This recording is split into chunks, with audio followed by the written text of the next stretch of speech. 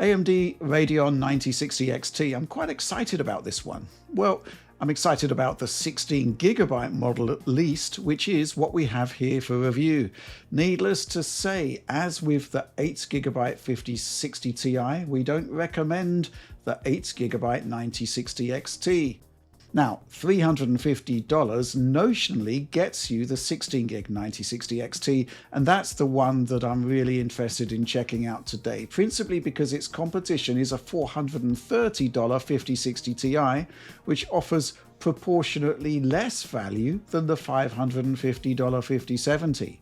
Now, if AMD can provide an alternative that's just as powerful and has the required 16 gigs of memory, and delivers the right value, well, I think that's pretty cool. I think it's a winner. And when we enter that level of performance, a curious thing happens. A $350 GPU is delivering the kind of horsepower found in Sony's $700 PlayStation 5 Professional. The card I'm looking at today is the Sapphire Pulse Edition, and to be frank, I'm glad AMD sent this one for review as opposed to a premium factory overclocked version. It's better representative of the cards you're likely to get, and I've no real complaint with this one. Whisper quiet in operation, 1 PCIe 8-pin input, 2 display ports, 1 HDMI 2.1. Basic, to the point, not over-engineered. Exactly what I like in this market sector. Specs-wise, much the same is true. You can think of the 9060 XT as almost literally half a 9070 XT. 4096 shaders across 64 compute units becomes 2048 over 32. A 256-bit memory interface good for 640 GB per second of bandwidth becomes 128-bit for 320 GB per second. However, the 9060 XT's TGP, total graphics power, is higher than half, and clock speeds are also higher, quite a bit higher. Boost clocks and game clocks, I suppose they're good for official spec comparisons, but the real world output definitely skews towards the higher boost clock figure. In fact, let's start by taking a look at GPU clock speeds, performance and power consumption for the 9060 XT. Stacking it up against the RTX 5060 and 5060 Ti are obvious comparison points, bearing in mind the pricing. But in comparing it to another AMD product, I found the vintage 2020 6800 XT to be a very close performing GPU to what the Radeon team has delivered with the 9060 XT, which should give you some idea of the ballpark output of the card and of the big efficiency improvements between RDNA 2 and RDNA 4. Let's kick off with some rasterization data where I've chosen Forza Horizon 5 because of all the benchmarks I had, this is where the 9060 XT hits its highest clocks, over 3.3 GHz, though the range can vary quite dramatically between titles. 9060 XT has 90% of the 5060 Ti's performance, but typically requires 25% more power. The 6800 XT is 10% faster, but requires a lot more juice to get there. RTX 5060 performance is relatively poor here, but the efficiency differential is remarkable. Forza has always been somewhat strange in benchmarking, and there are better results elsewhere. Here in Alan Wake 2, for example, clocks are lower, but the performance differentials are better. 9060 XT, 5060 Ti and 6800 XT perform much the same. Again, the Nvidia card uses less power to get there, but the 6800 XT uses around 120 watts more to deliver much the same output. I'd imagine results for the 8GB 9060 XT would be much the same, meaning a commanding win for AMD over the 5060, albeit with higher power draw.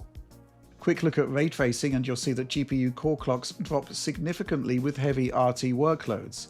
We're now in 2.8 GHz territory, while power draw is now in the 180 watt range for this Sapphire Pulse card.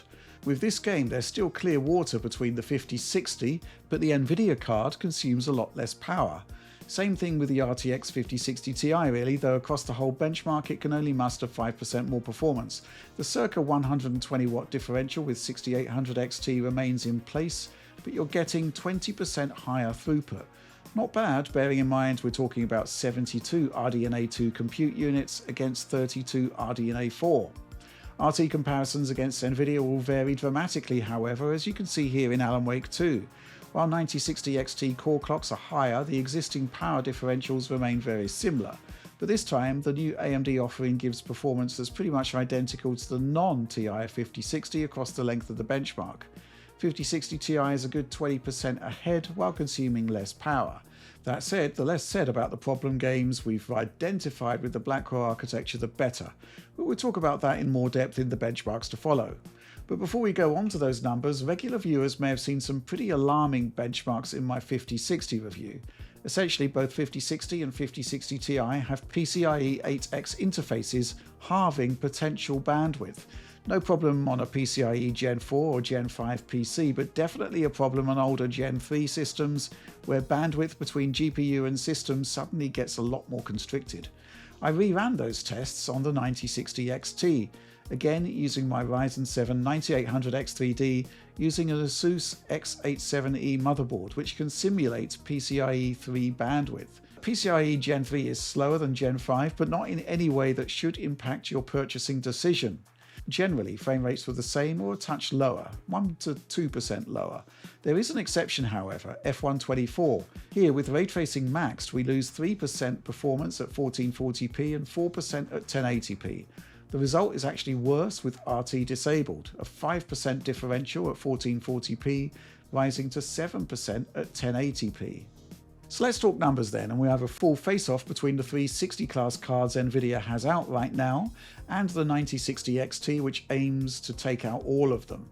So RTX 5060 and 5060 Ti 8GB up against Ti 16GB and the new 9060 XT. Looking at Alan Wake 2 with ray tracing at 1080p resolution, I have the 5060 Ti's here, 15 to 16% faster than 9060 XT, which is essentially offering the same kind of performance as RTX 5060. Ray tracing therefore remains an Nvidia advantage, not least owing to its traditional hardware advantage, along with deep integration with developers like Remedy. So a 16-point lead for a card that in its 16GB iteration costs 22% more. Something to think about. Still, AMD's RT game has improved significantly with RDNA 4, and where Nvidia is weak, AMD can deliver a surprise or two, like here in Avatar Frontiers of Pandora, a game that traditionally performs poorly on the Blackwell architecture. Here, the 9060 XT is 10.5% to the better against the 5060, while the Ti lead is 9 to 10% ahead, depending on the model. Interestingly, in my tests, certain games do seem a touch faster on the 8GB 5060 Ti for some reason. They can be the same or slower. Here, 8GB has a 1% lead, which could be margin of error, of course. Frame times are definitely spikier on the 8GB 5060, though weirdly not on the 8GB Ti. Elsewhere though, Nvidia pulls ahead, sometimes convincingly so.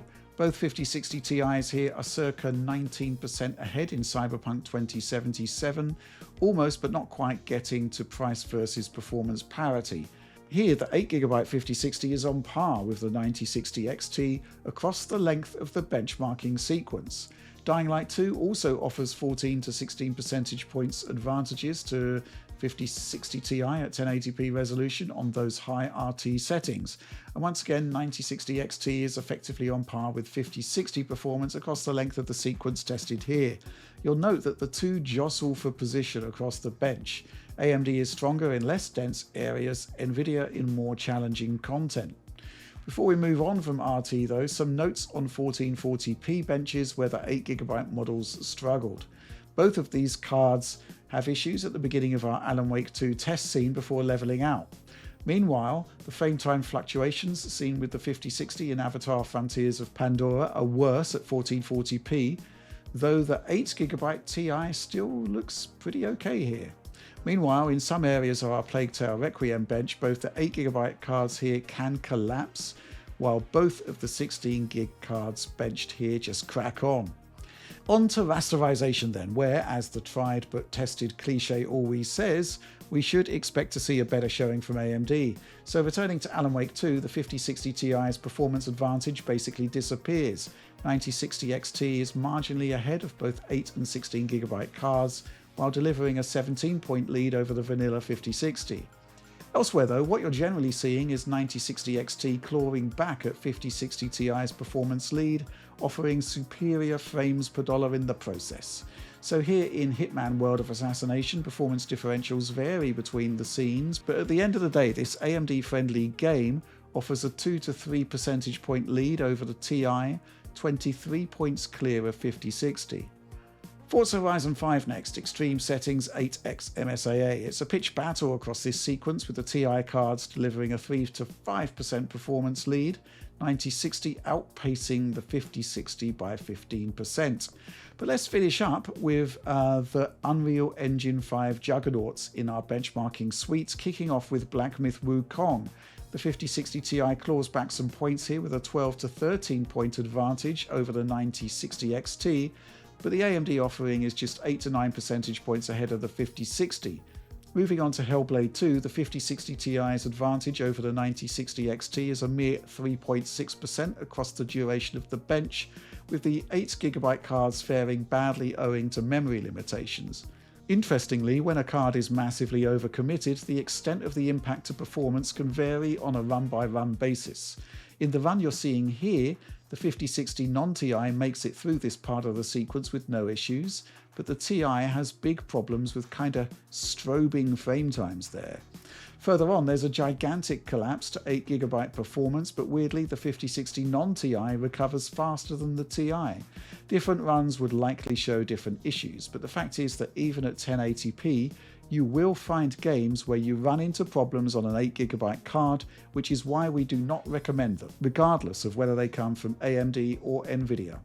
Speaking of which, in the 5060 review, I quickly came up with some VRAM tests based on not maxing everything out in order to prove that even with reasonable settings and upscaling, you can still max out 8GB of memory. Once again, Marvel's Spider-Man 2, which supports FSR4 and DLSS, proves the point. 5060 is running artificially slow here owing to the lack of memory, but the 16GB cards have no problems at all. In this case, the 5060 Ti has a 3% advantage over 9060 XT. But the overall point is that yes, budget cards running with a 1440p output can accommodate ray tracing. Just don't max everything out. Moving across to Monster Hunter Wilds, again with realistic settings with high RT enabled, the 8GB 5060 keeps pace for much of the benchmarking sequence until this happens. Complete collapse as we run out of memory. The 16GB cards are still delivering perfectly reasonable performance though, so the compute capabilities can clearly handle RT, but 8GB of RAM can't. The reason I've included the 5060 8GB here isn't so much to show how bad the situation is for the 5060 specifically, but also to give you a hint of what could happen if you do purchase the 8GB version of the 9060 XT.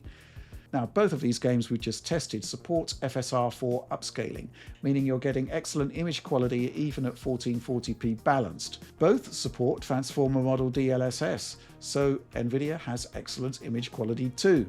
But here's the thing, while FSR support is gathering pace, Nvidia is always ahead in terms of supported games going back to 2020. AMD is seemingly always playing catch up on features, and that can't be factored out. FSR4 is a brilliant first step, but looking at AMD's Project Redstone, this is effectively a promise to match Nvidia's other features that have already shipped. It's not quite good enough because you know Nvidia isn't going to stay still, it's going to continue to innovate. So support for FSR4 is going to be key for AMD. But right now there is actually a tool called Optiscaler that can actually help retrofit FSR4 to a bunch more games. Works like this. You copy its files into the game directory, run through a quick setup file, and then in-game you could use the inputs from other upscalers to feed FSR4. And when it works, it's great. FSR3 on Cyberpunk 2077 looks really poor, but with Optiscaler, the 9060 XT produces a superb FSR4 image, comparable to Nvidia DLSS. This is a game with tight Nvidia integration though, so 5060 Ti is still faster. It's ahead by 14 points in the city streaming test we use. 1440p balanced upscaling and Ultra RT. Moving on to taxing Phantom Liberty content, the performance differentials remain the same but with lower frame rates. Even so, Ultra RT on this game is no walk in the park. There's further room for optimized settings and improving frame rates, but even here, it's 49 FPS on AMD playing 56 FPS on Nvidia. Room here for frame generation then, but that's another story. On to further custom testing now, and I went into this one with something on my mind. When PS5 Pro was announced, various press went on a mission to build a PC with similar specs at a price point not a million miles away from the Pro's $700. Well, back then I anticipated that a GPU similar to a downclocked RTX 4070 is probably the closest GPU you could get, but that was before RDNA 4, before the 9060 XT, and to be fair, before the 5060 Ti. Both of these cards are pretty good at achieving Pro-like performance levels, sometimes with overhead to spare. Here's Black Myth Wukong, not the most optimized of console games, but a good start. Performance mode on Pro still runs at native 1080p, and while frame generation is bafflingly used elsewhere, the prologue stage does not use it. And as we're running unlocked effectively, we can compare our PC GPUs at the same settings to the Pro. Well, I say the same settings. We've got horsepower to spare, meaning that I can use DLSS performance mode, upscaling to 4K on the 5060 Ti, while I'm using the Optiscaler mod on the 9060 XT to force on FSR4 performance mode. Same internal resolution as Pro then, but with the upscaling overhead on top.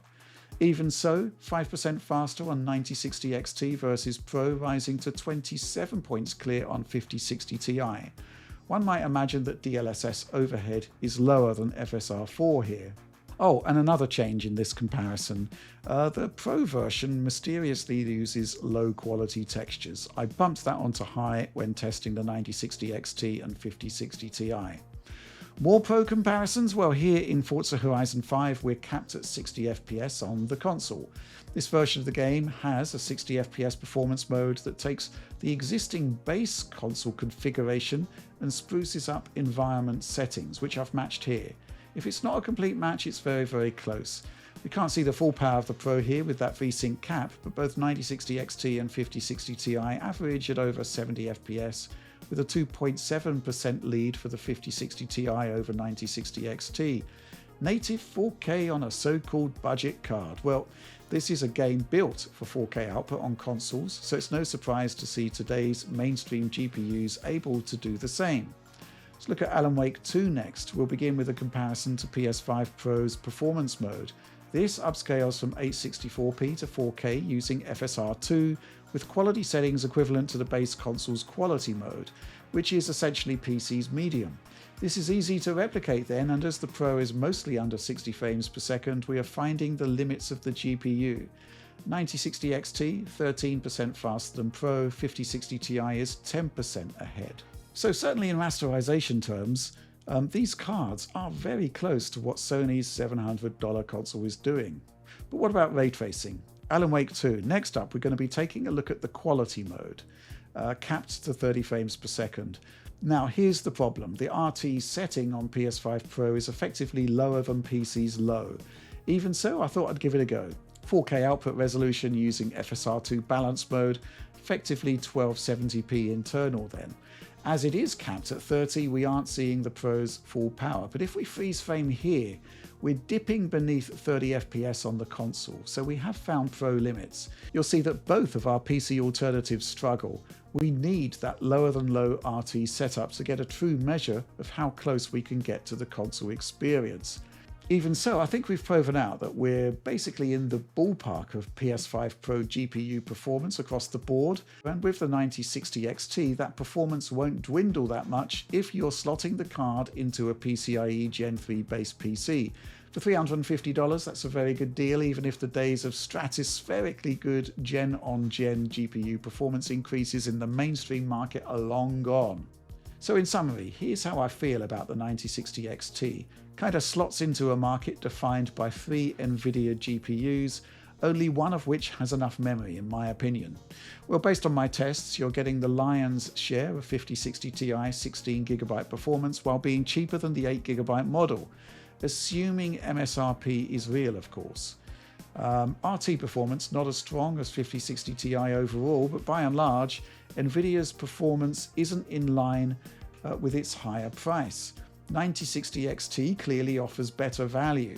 What Nvidia does have is far superior support for upscaling, and Radeon users shouldn't have to install mods to get FSR4 running on more games. At the very least, FSR4 needs to hit FSR2 levels of adoption. Frame gen support is also disappointing right now on the AMD side, and while its effectiveness lessens on budget level cards, frame generation, multi-frame generation, it does have utility, especially when there are so many high refresh rate monitors on the market right now. I mean, this is Cyberpunk 2077 1440p display output, full RT overdrive, running on the RTX 5060 Ti. Frame rates well north of 100 frames per second. Pretty decent high refresh rate experience actually. The only slight downer being that latency is a bit on the high side, but perfectly fine actually when using a controller. And I think it would be remiss of me not to point out that as good as the 9060 XT is, sometimes those Nvidia features just come together and produce something like this. Path traced Cyberpunk 2077 on a 60 class card. That is pretty special. But it doesn't suddenly make the value problems facing the 5060 Ti go away, right? So it's a tricky one, but Nvidia's problem does diminish if it gives the Ti model the price point it actually deserves. The 16GB model shouldn't be more than $400 in my opinion, max. And even without the arrival of 9060 XT, the 5070 offers proportionately more value than that 16GB 5060 Ti.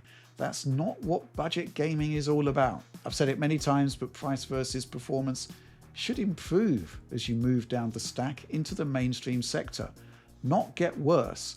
We've crunched the numbers and here's how dollars per frame works out.